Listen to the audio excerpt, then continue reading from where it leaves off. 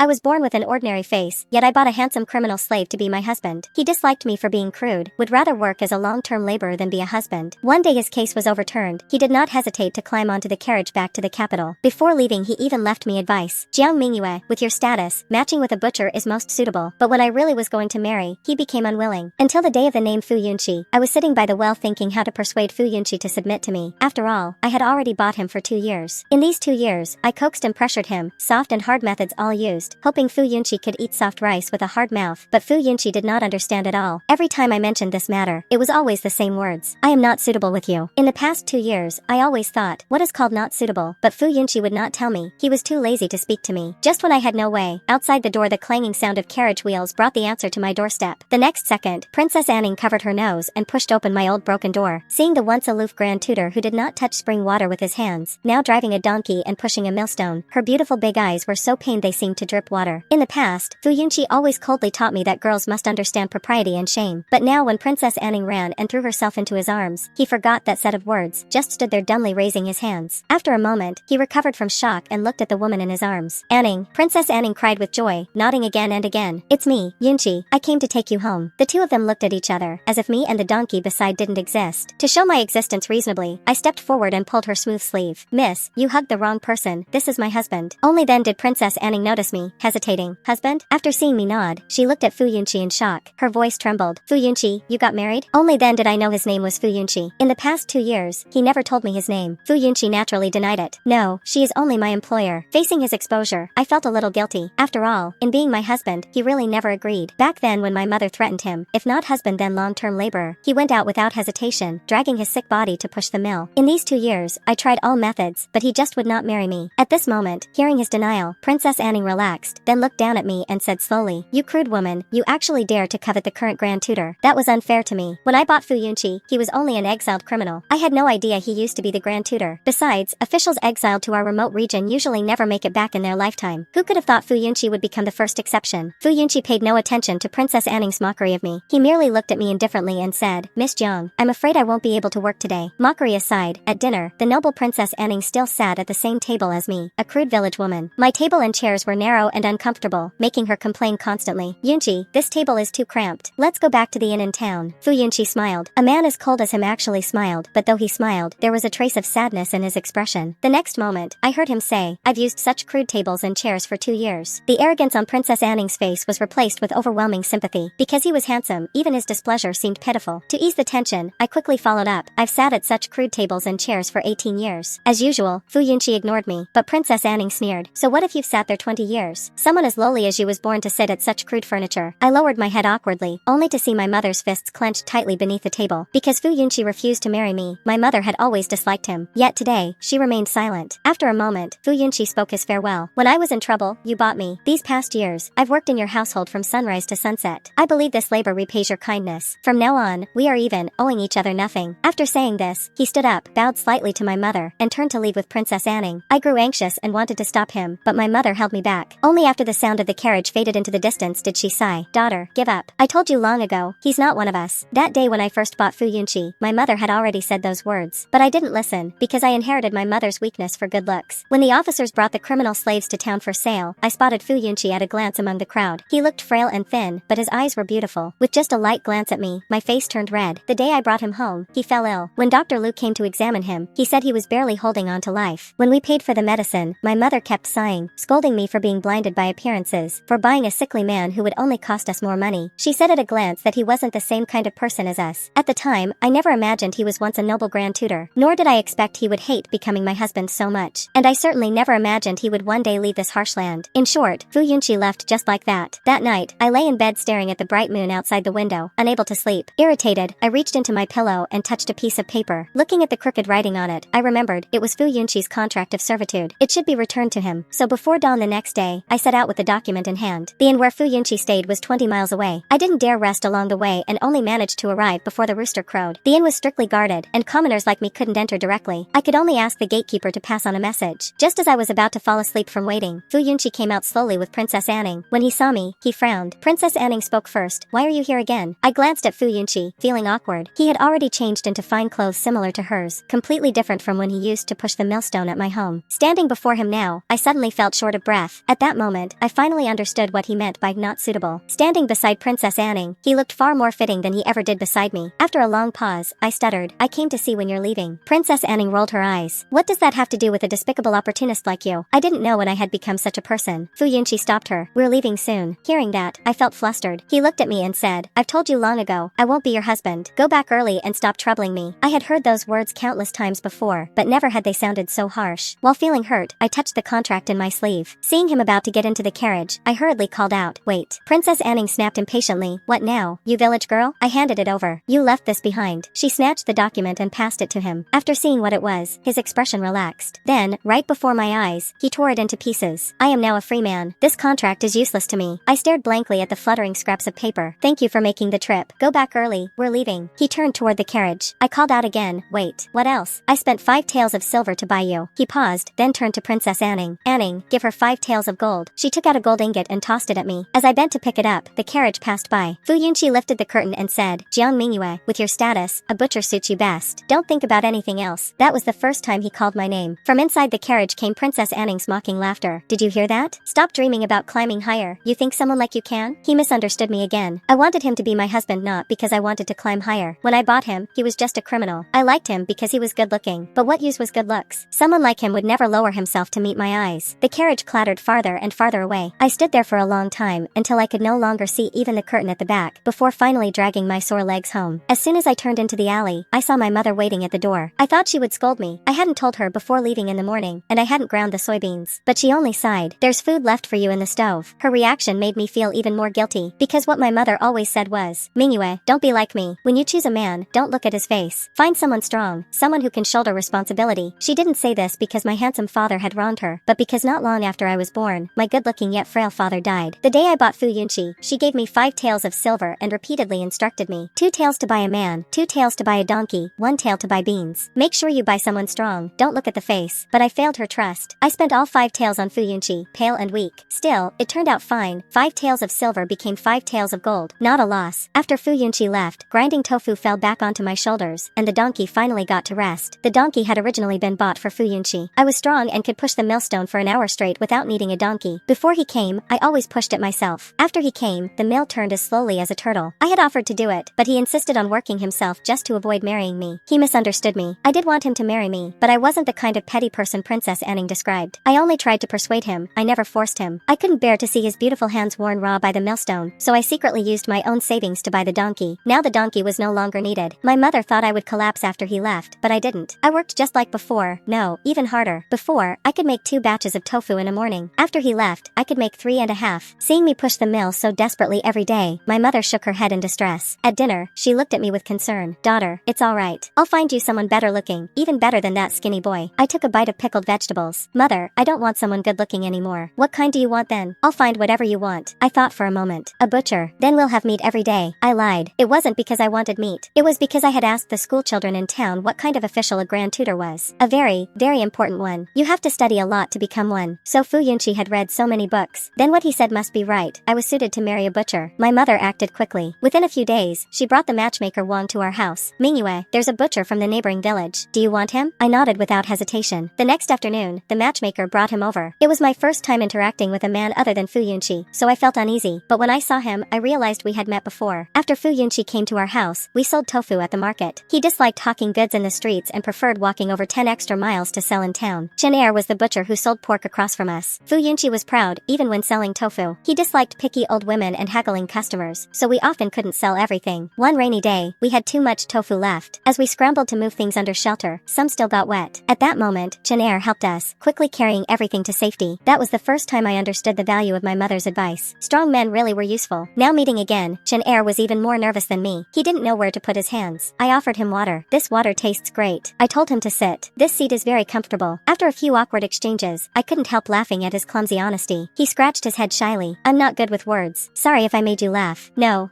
not laughing at you." The two of us fell silent again. After quite a while, Chen Er suddenly remembered something. He took out a small paper-wrapped package from his pocket and pushed it across the table. "It's our first meeting. I didn't know what you like, so I bought some malt candy. I saw girls on the street like eating it." The candy was wrapped carefully in oiled paper. It was clear he had put thought into it. When he saw me eat the candy, he grinned foolishly. A sudden sense of guilt rose in my heart. I was married once before. You've seen him, the one who sold tofu with me. He used to be be a high-ranking official in the capital, but after committing a crime, he was sold to me. He didn't like me and didn't want to live with me. A few days ago, his case was overturned and he returned to the capital, but Chen Er still smiled simply. It doesn't matter. It's good that he's gone. I was puzzled. You don't mind? He smiled shyly. As long as you don't mind that I'm rough. Just as we were talking, the matchmaker knocked on the window. Butcher Chen, it's time to go. Chen Er stood up, looking like he wanted to say something, but under the matchmaker's urging, he finally turned to leave. Before stepping out, I called after him. Butcher Chen, the candy is very tasty. Bring some more next time. Alright.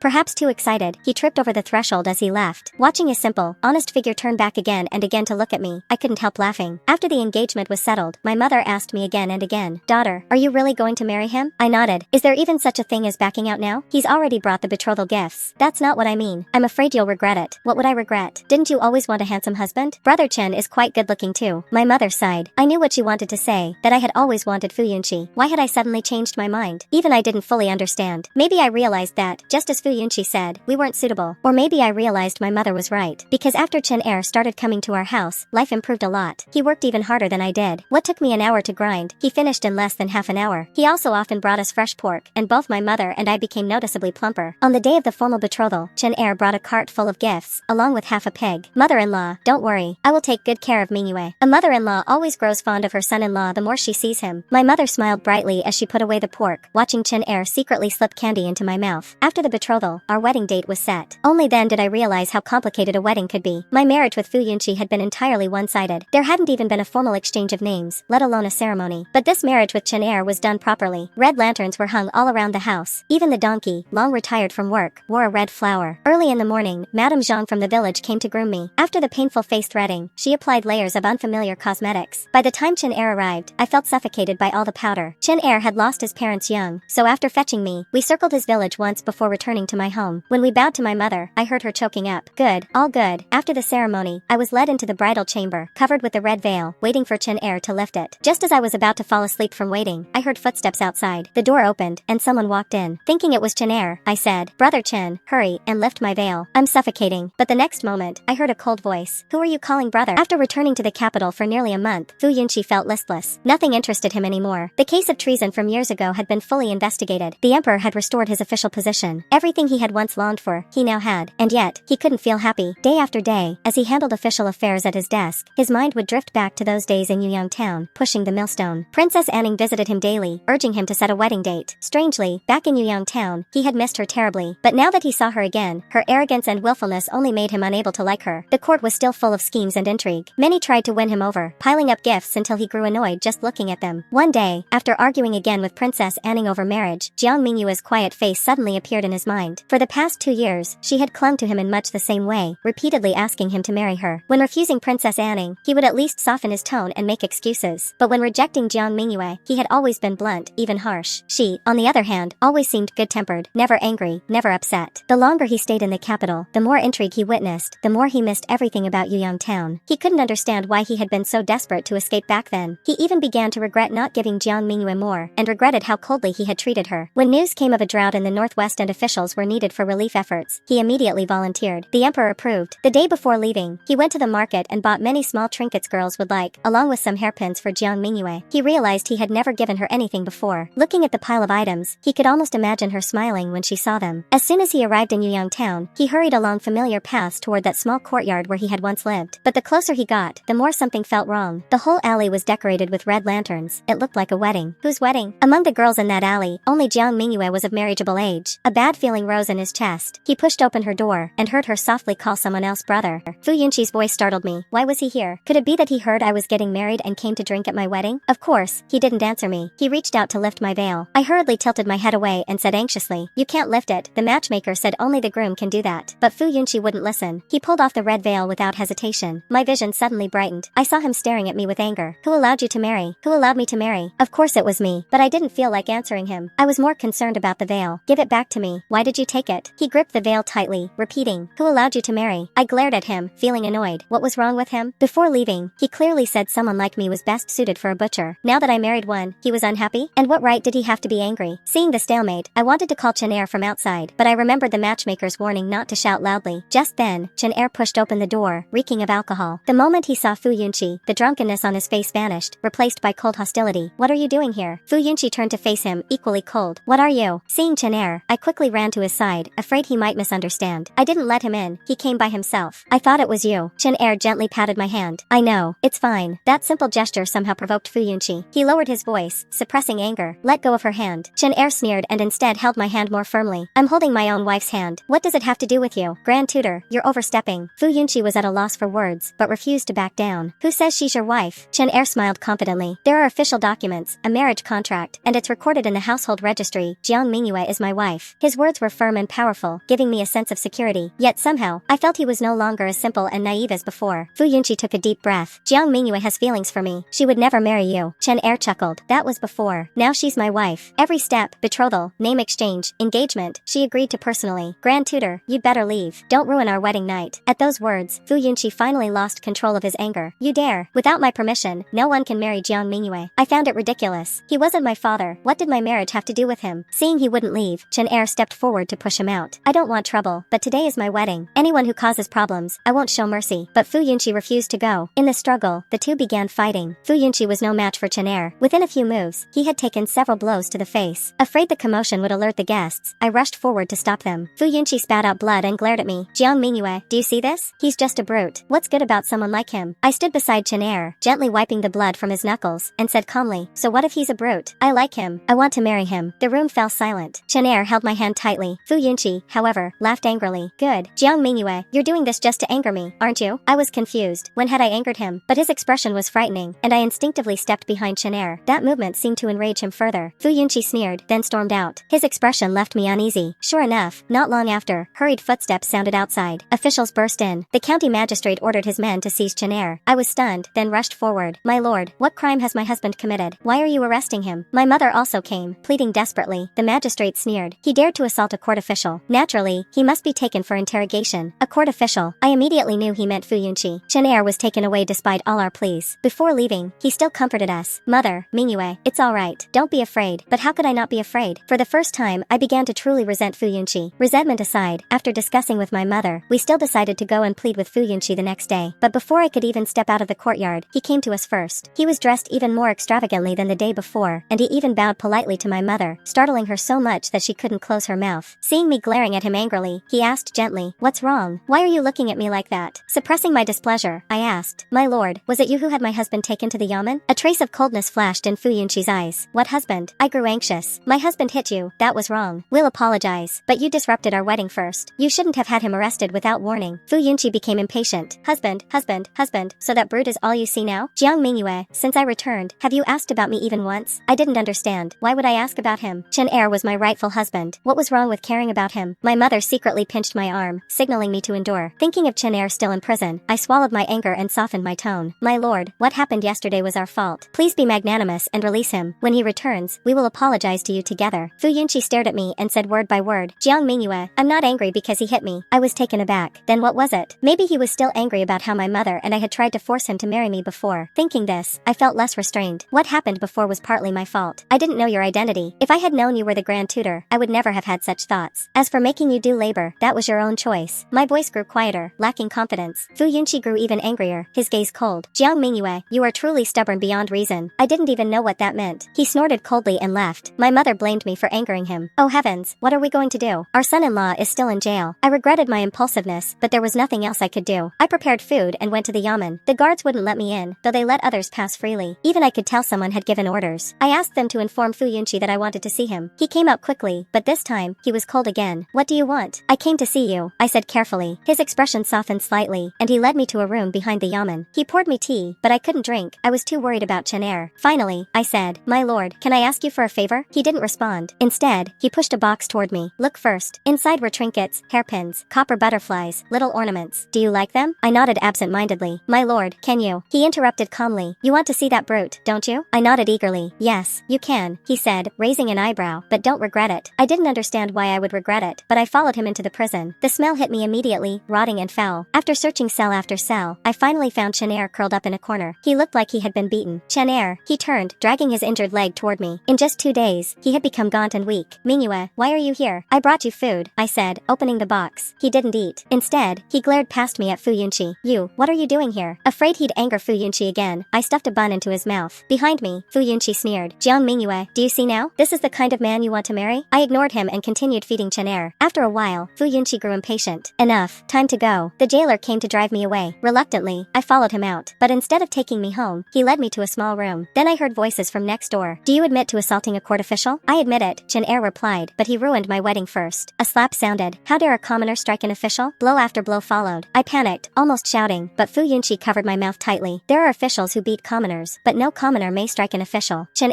groaned under the beating. Finally, a voice said, the Grand Tutor is merciful. If you confess, you'll be released tomorrow. After a pause, Chen asked, if I confess, I can go home? Yes. Silence. Then, I won't sign. What do you mean I abducted Jiang Mingyue? She's my legally wedded wife. The beating resumed. Sign it. Write a divorce letter and go home, and you'll be free. I won't. Even if I die, I won't. More blows. Then screams. Terrible, unbearable screams. I couldn't see, but I could hear everything. Finally, I'll sign. I'll sign. I broke down. The moment I heard him say I'll sign, I completely broke down. After leaving the prison, my eyes were still red. Thinking of Chen agonized cries, my heart felt like it was being torn apart. Seeing how upset I was, Fu Yunqi finally spoke again, his voice laced with mockery. Jiang Mingyue, now do you see what kind of man you chose? Do you regret marrying him? I didn't respond. I only asked dully. He signed the confession. Will you release him now? Fu Yunqi froze, as if he hadn't expected that question. After a moment, he smiled faintly. That depends on his attitude. He still hasn't written the divorce letter. I wiped my tears. I can write it. Is that okay? What? I'll write the divorce letter. I'll divorce him. Just let him go. Don't torture him anymore. Fu Yunqi grew angry again. Jiang Mingyue, what do you mean by this? I looked at him. Don't you just want revenge on me? You want me to end up alone, with no one willing to marry me? If I divorce him, then he'll have nothing to do with me. Just stop hurting him. The more I spoke, the more wronged I felt, and tears welled up again. Fu Yunqi said coldly, in your eyes, am I really that despicable? I didn't answer. Whether he was or not didn't matter. I only knew he hated me. After a moment, he sighed. Divorce him. I'll take you back to the capital. I looked at him, confused. Why would you take me to the capital? He coughed lightly, then said in a calm tone, didn't you always want to marry me? I can let you marry me. That way, you won't have to live alone. Strangely, this was something I had long wished to hear, but now, I felt nothing. If I do that, will you release Chen? Hearing me mention Chen again, Fu Yunqi finally lost control. Chen, he's all you think about. He's just a butcher, a brute. What is there to care about? I answered him word by word. He's a good person. He never despises me. Fu Yunqi sneered. That's it? I nodded. That's it. But you heard it. He gave you up. That's because you tortured him. Fu Yunqi laughed coldly. That little punishment, and he immediately signed. A man like that doesn't love you. Why insist on choosing him? I looked straight at him. I told you, that's because you tortured him. He loves me, but he didn't choose me. I don't blame him. If it were me, and someone used torture to force me to give him up, I would do the same. Choices made at the edge of life and death don't count. He just wanted to live. Fu Yunqi seemed stunned. After a long moment, he said quietly, but if it were me, I would choose you. Jiang Mingyue, I would choose you. I paused. What did he mean? Was everything he did just to get me? But I no longer wanted to dwell on it. I said firmly, no, Lord Fu, you wouldn't. Your body couldn't endure those punishments. And besides, in the past 2 years, when there was no danger to your life, you never chose me. He opened his mouth, but couldn't argue, because it was true. In those 2 years, he had treated me terribly. He disliked everything about me, my chatter, the freckles on my face, my patched clothes. Sometimes he even criticized the way I stepped through a doorway. I knew why. Because he didn't love me. And I knew why Chen didn't mind. Because he did love me. For the first time, I understood how wonderful it felt to be loved. And I no longer wanted Fu Yunqi. Seeing my resolve, Fu Yunqi gave a bitter smile. That's right. I never chose. I didn't know if he meant it for me or for himself. In the end, he said nothing more about it. He had someone escort me home. I still wanted to ask about the divorce letter, how to write it, how to give it to him, but he said nothing and went back into the yamen. Afraid Chen would be tortured again, I planned to ask the village scholar to help me write the divorce letter. But just as I stepped out of the house, Chen returned. He was injured, carried back by officials. Seeing him, my mother and I nearly cried with relief. He was still the same simple man, gently patting my head. Mingyue, don't be afraid. I'm back. After the officials left, I hurried to check his injuries. I heard they used hot irons on you. You must have been in so much pain. But after checking his whole body, I found no burn marks. He grabbed my hand, confused. What hot irons? They only hit me a few times. I was stunned. I heard them slap you, beat you with sticks. When? After I brought you food. He touched my forehead. Mingyue, are you confused from worry? I stayed in the cell the whole time. What? What confession? What divorce letter? Now it was my turn to be confused. After I left, Fu Yunqi suddenly felt a bit ridiculous. The entire interrogation scene he had carefully staged to test Chen had instead become something else entirely. It had become proof that Jiang Mingyue would never return to him. He finally understood that her choosing that butcher had nothing to do with the man himself. Even without Chen, she would not have turned back. Everything was his own doing. It was his arrogance and ignorance that had personally pushed her into someone else's arms. There was no one else to blame, and no room for self-pity. It was already too late. After the marriage, 2 years passed, and Chen and I had a daughter. From the day she was born, Chen eyes were full of only her. Every day, after selling pork, before even stepping into the courtyard, he would shout, "My precious daughter, your father is back." Even though the child couldn't yet call him father, he still said it every single day. Watching him like that, I felt a little dissatisfied. Daughter, you You only care about your daughter now. Every time I said this, Chen would pull out some little trinket from behind his back to coax me. Who says that? My wife. I remember you too. I pretended not to care. Until one day, a child from the street brought me a small box. Inside were all kinds of little things girls like. I thought Chen had bought them to make me happy and said, blushing, you fool, buying so many useless things. But when Chen came back and took out a handful of malt candy from behind his back, I was confused. I pointed at the box. You didn't buy these? Chen shook his head. No. How could I buy so many at once? I grew even more puzzled. Then who had sent them? Looking at the lifelike copper butterfly on top, I felt it looked vaguely familiar.